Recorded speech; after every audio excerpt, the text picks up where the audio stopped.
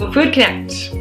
It is the way that we can reduce our environmental impact for our community and keep food from ending up in the landfill, while at the same time feeding people perfectly good food. How our program works is we are able to team up with food retailers in our area, including a couple of our grocery stores, our farmers markets. We also do some of the restaurants and cafes.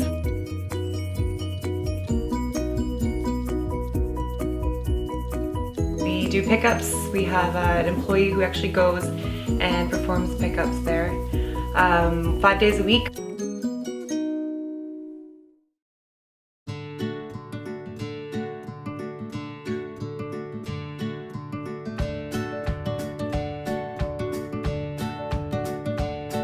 It brings it back, we sort through, we have an excellent team of volunteers who come every week and help us sort.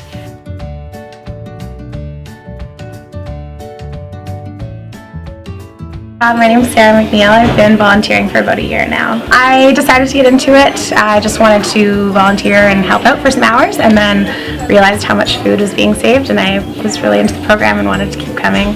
Hi, I'm Chris. I like helping out with the program because it helps bring food to their people's families that don't have money. My role with these guys is as a job coach. Trying to just get them used to the working world and what is expected of them in the adult world. And this way, they're learning and helping. Actually, these two boys got a volunteer award this year. Two able-bodied boys that just started pitching in, and it just grew from there. So when they went back to school, then I'll do a little bit of job training, and these boys have done this as job training. Sometimes we bring other people in, but they don't match up to these two. Turkey. Emily. Patsy.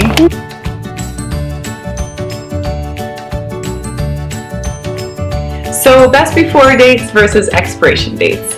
This is a big misconception I feel with people and why so much food ends up being wasted.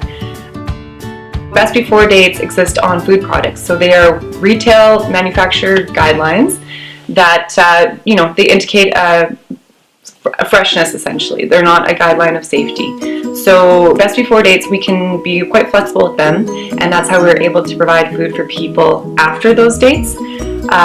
Versus expiration dates, those in Canada exist on baby food, nutritional supplements, vitamins, any of those items. We are not able to actually distribute those after the date.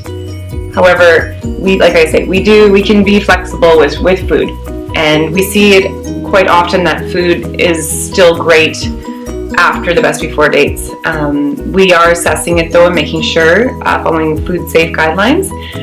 We do follow Food Banks Canada, their guidelines. So they, for example, would be with milk, they give a distribution kind of guideline time frame, of about 1 week after the best before date that we can safely distribute. And then after that, we always tell people to use their senses and when in doubt, of course, throw it out.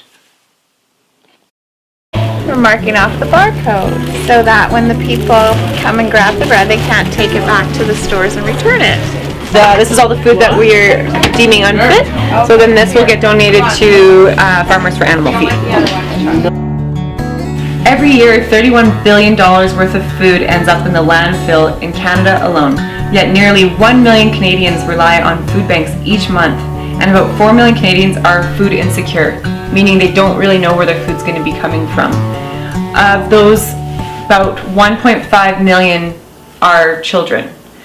And what we see in Revelstoke is at our food bank that a third of the participants that we have are children.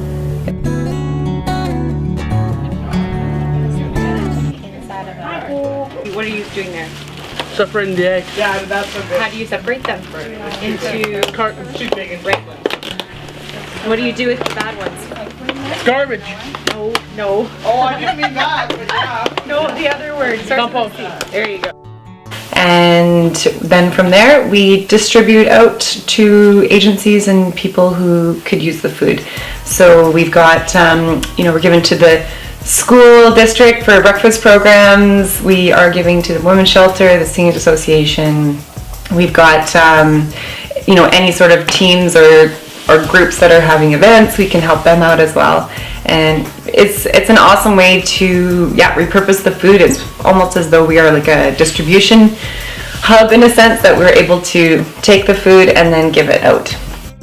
All the schools are going to start doing a breakfast program 5 days a week. So they're finding it very beneficial, not only for the kids who don't have breakfast at home, but the ones that are too busy to eat before they go to school. I'm Angelique. I have two, so you can hear one yelling right now. I have a 2.5-year-old and an 8-month-old. It is so awesome because there's I usually gravitate to this fresh stuff. There's cucumbers and fresh fruit and lots of yogurt, cheese, really nice stuff. So whatever's available I'm super keen on, but largely the fresh stuff. I'm Amy. I come to the group Pact with my youngest daughter, Winnie. She's 3. I love the food recovery program. I see tons of food that I maybe wouldn't normally buy, so it gives me a chance to try some new foods out. I want to say turnips. I never buy turnips, but they're often here, so we take them home and give it a try. I'm Jessica. This is Ripley. I've got 2 kids. I also have a toddler. We've been going to Pact and Bellies and Babies for 2 years. The program is amazing. It helps out so much. I don't think I bought bread in probably 2 years. It's just a kind of stopgap between, being able to feed your family and not. So it's amazing, and I wouldn't leave this town just because of this program. So it's great. So far to date, Food Connect has recovered over 160,000 pounds of food. We started April 2016, so in a mere almost 2 years, it's quite the accomplishment. And also, I think it speaks to the level of food waste. Because if in our small town of 7,000 people, we can recover that much food from 2 grocery stores and a handful of other vendors and retailers, then I think it could shed a light on how much food waste is actually happening in the world. If you equate that using a Food Banks Canada guideline of $2.50 per pound, we have recovered over $400,000 worth of food in our little Revelstoke. Food waste as a problem, where does it stem from? It's, I think, a product of the system, and a lot of it is our guidelines, our standards, what we think good, healthy food should look like. And, it's, I think, not always the case. We want to actually maybe redefine our standards of what food should be.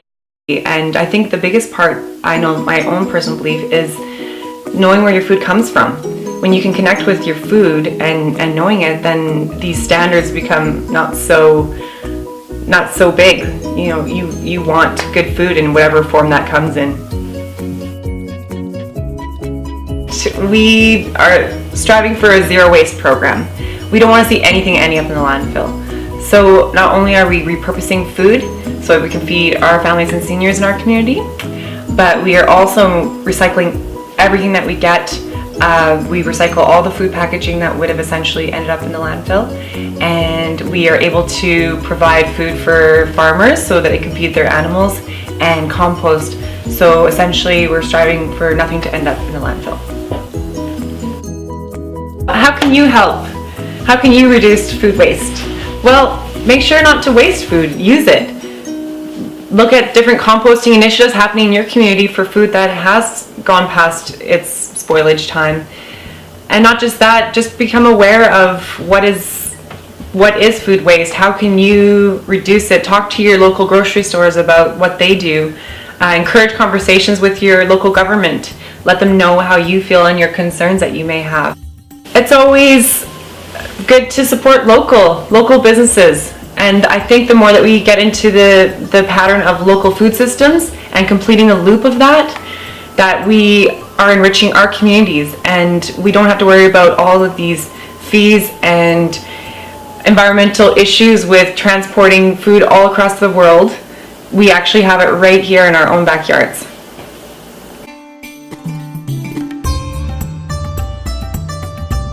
Hasta la vista. Yeah.